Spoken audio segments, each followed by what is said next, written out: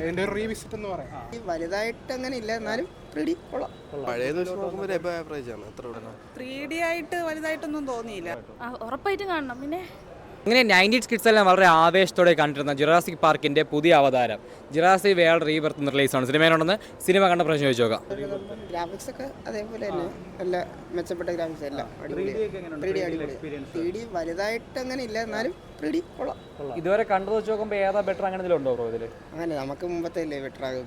ഇത് അങ്ങനെ അത്ര അത്ര ഇമ്പാക്ട് ഉണ്ടാക്കാൻ പറ്റും. പഴയത് വെച്ച് നോക്കുമ്പോൾ എബോ ആവറേജ് ആണ്. അത്രേ ഉള്ളൂ.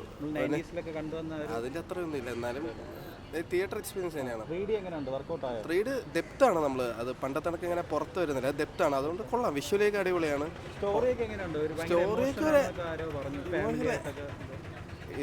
ആവറേജ് ആണ് സ്റ്റോറി. എന്നാലും ആവറേജ് ആണ്, എബോ ആവറേജ് അത്രേ ഉള്ളൂ. എന്താ എടുത്തു പറയാൻ ഇഷ്ടപ്പെട്ടതായിട്ട്?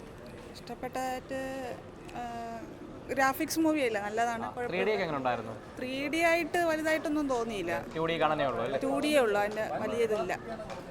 ഇഷ്ടപ്പെട്ടായിരുന്നു ചേട്ടാ? എങ്ങനെ ഉണ്ട് ചേട്ടാ? 3D ഒക്കെ എങ്ങനെയുണ്ട്? കൊള്ളാം, കുഴപ്പമില്ല. 3D കാണാൻ വേണ്ടിയുള്ളതുണ്ടോ കേട്ടോ? അങ്ങനെ ഉണ്ട്, കുഴപ്പമില്ല. 3D ഒക്കെ എങ്ങനെയുണ്ട് ചേച്ചി? എങ്ങനെയാ പഴയതൊക്കെ വെച്ച് നോക്കുമ്പോൾ എങ്ങനെയുണ്ട് ഇത്?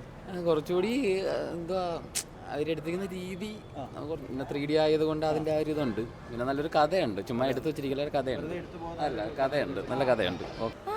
കൊള്ളാം. പിന്നെ ലാസ്റ്റ് ആയപ്പോഴത്തേക്കും 3D കാണാൻ വേണ്ടി ഉണ്ടോ ഇത്? ഉണ്ട്, ഓഫ് കോഴ്സ് ഉണ്ട്. എടുത്തു പറയാൻ എന്താ ഉള്ളത് ഈ ഒരു സിനിമയിൽ കൂടുതലായിട്ട്? ഞാൻ പറഞ്ഞില്ലേ, പ്യൂരിറ്റി ഓഫ് ലവ് ആണ്. വാട്സപ്പിലാണ് നമ്മൾ തിയേറ്ററിൽ വന്ന് തന്നെ 3Dയിൽ കാണണം ഉറപ്പായിട്ടും. ഉറപ്പായിട്ടും കാണണം. പിന്നെ എങ്ങനെയുണ്ട് പഴയതിനെ വെച്ച്? അതിന്റെ ഒരു റീവിസിറ്റ് എന്ന് പറയാം.